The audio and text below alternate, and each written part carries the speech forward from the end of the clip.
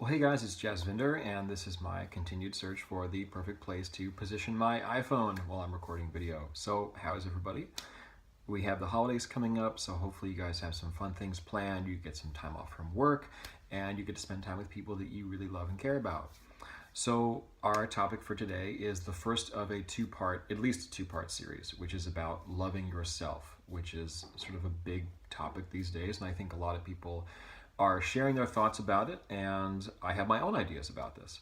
So the first of these at least two-part conversations is going to be just what is it, and how can we make it practicable? How can we really wrap our minds around it in a straightforward way? And then part two is just all about what happens and what does it look like when you don't really love yourself as much as you need to.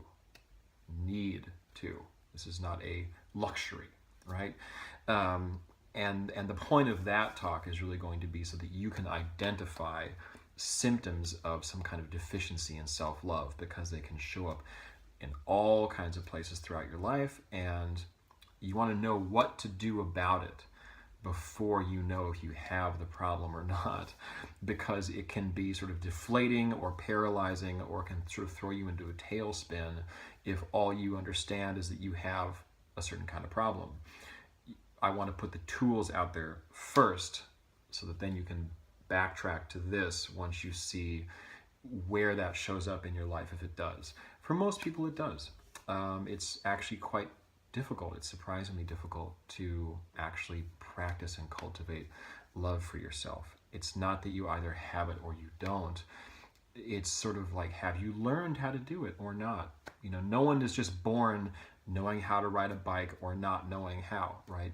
You either come to a point where you are taught or you don't.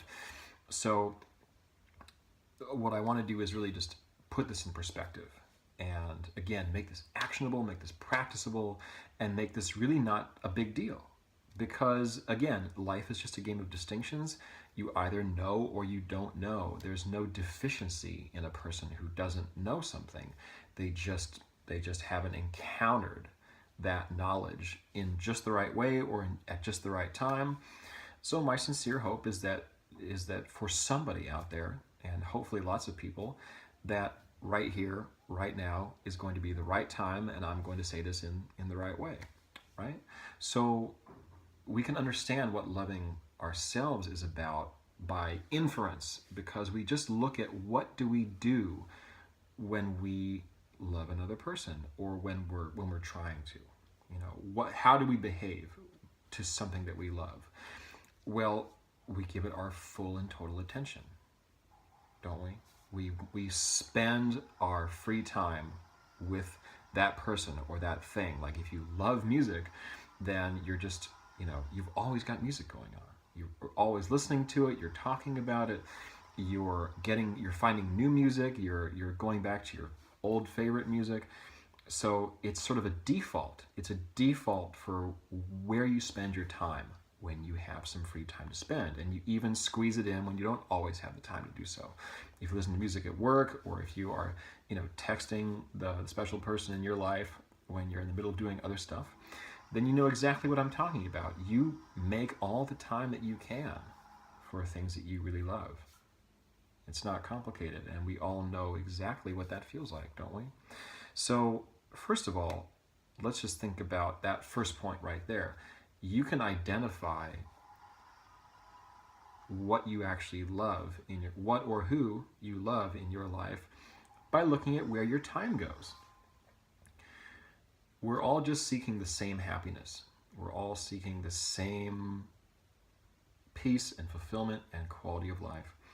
And what that means is that because we are all programmed subconsciously to do that, all you need to know to understand where you think your peace and happiness is going to come from is where and how you spend your time. So anyone can just sort of do a quick self-evaluation like that and get some clarity about where are you looking for love and happiness, right? It could be in another person, it could be in an activity, it could be, in something like music, like I said, or in art, or in your career, or in money, or in your health. where you spend your time is what you really care about. It's what you really think is important and what matters. And it's important to be honest with yourself about that. Again, forget about judgment and shame and embarrassment and feeling bad about it or thinking that it should be like this, but then you really see that you're doing this, and then you go, oh, that confirms that I'm just so bad. Forget all that. The whole point is you want to get some clarity about it so that maybe you see what you do with your time and energy and you're actually very happy about it. Maybe you see where it's going and you go, well, then it's easy to understand why I'm not happy and peaceful and fulfilled, because I keep looking for it over here. For example, if you're looking for peace and fulfillment and happiness in money, then money is not designed to deliver that to you. Money is designed to deliver you security, and it's designed to deliver you choices. There's a guy named Grant Cardone, and I have mixed feelings about him, to be honest, but a lot of the things that he says are pretty spot on. Like he says, money just means choices. That's all money means. It represents options, because the more of it you have, the more choices you have. You're still responsible for making the choices that will give you peace, fulfillment, and happiness. The tool that provides you more options is not enough by itself. It's really about your judgment and your values and your priorities and your level of clarity about who you are and what you do and don't want, and noticing what gives you peace and happiness and fulfillment and inspiration and connection in return for your time and energy. So love is about attention. Love is about exclusive attention and an enthusiastic and appreciative and a receptive attention. So loving yourself really just means, it's so simple. It just means giving that same kind of enthusiastic, appreciative, and receptive attention to yourself. That's all it means. Now, you could do that through some kind of activity where the only person who's is intended to benefit from that is you. You could do nice things for yourself. You could pamper yourself. You could, eat right and exercise and go to the spa and take baths with lavender oil and eat ice cream whenever you want. That would be one way. But there's still a middleman, if you understand. There's still this activity through which you are relating to yourself. And that's better than nothing. I think it's great to do the things that make you happy. I make damn well sure that on a daily basis that I laugh hysterically, that I listen to music that really engages with me emotionally. I make sure that I learn new things every day.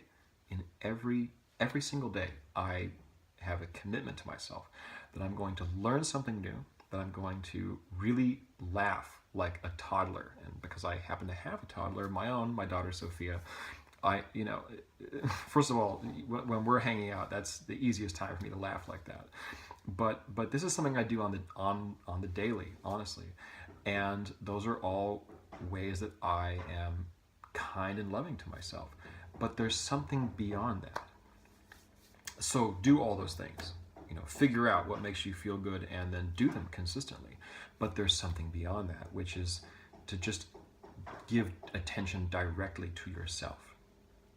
You don't do something for yourself. You don't think about something. You cut out the middleman completely. Now, in a lot of ways, that's really what meditating is supposed to be. And meditating is one of the easiest ways to learn how to do that. But it's not the only way. This is not just some sort of long sales pitch for why you should meditate. Some people are open to it, some people aren't. I think more and more people are as time goes by, and it's certainly beneficial. It's certainly how I learned how to do that. But once you do learn how to do it, you recognize that the capability to be directly attentive to your inner being doesn't always look like the practice of meditation.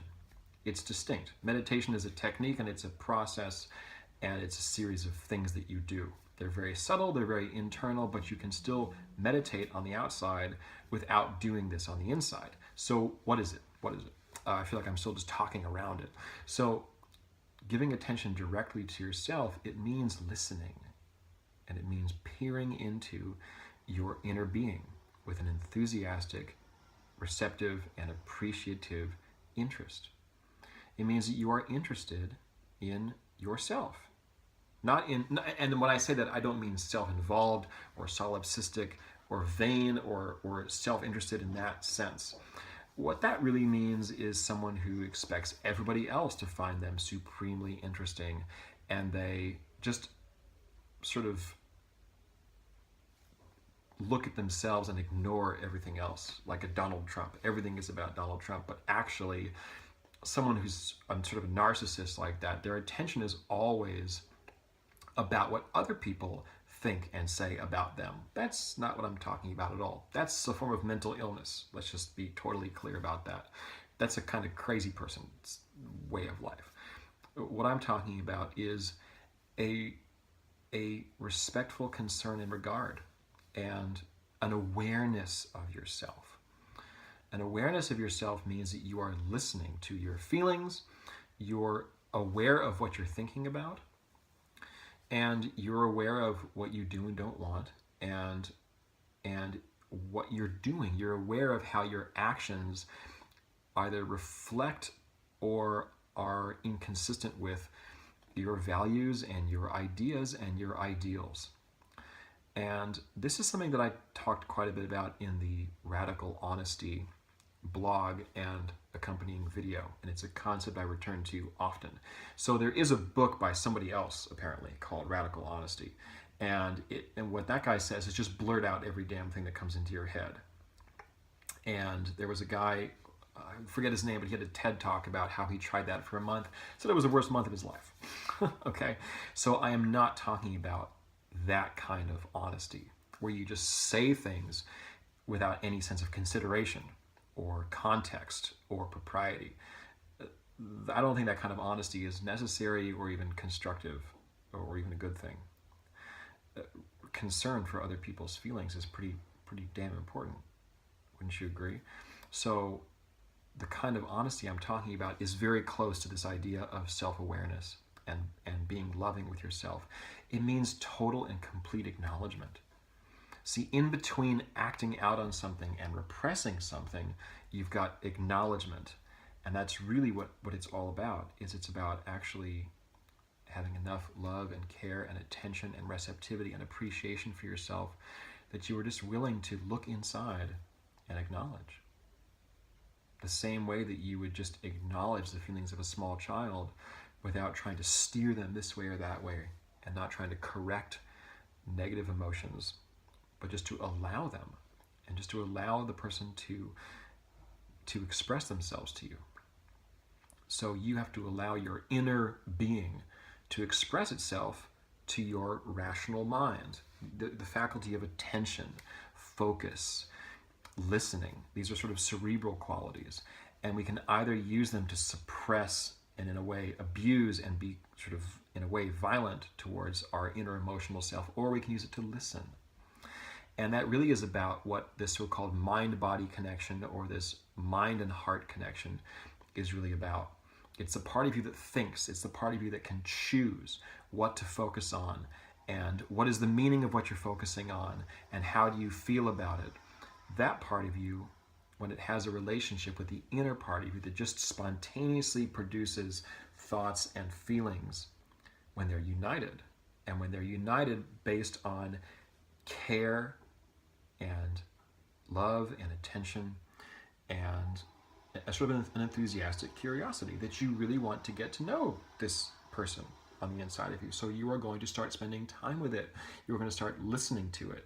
And if that seems weird or if that seems foreign, the beauty of it is when you just do a little bit and you experience it, it's very easy to develop a kind of healthy curiosity about having more self-knowledge and more self-awareness. So I hope that served you. I hope that is clear, and I hope that that is, unambiguous and actionable. So we are going to keep going with this in part 2, coming up very soon, about how you know when you are not giving yourself the right kind of self-love and what that looks like in your life. So guys, thanks for your time. Again, my name is Jasvinder. You can share the video. There should be all kinds of buttons underneath this to share it if this was valuable and meaningful to you, and we'll talk again soon. All right.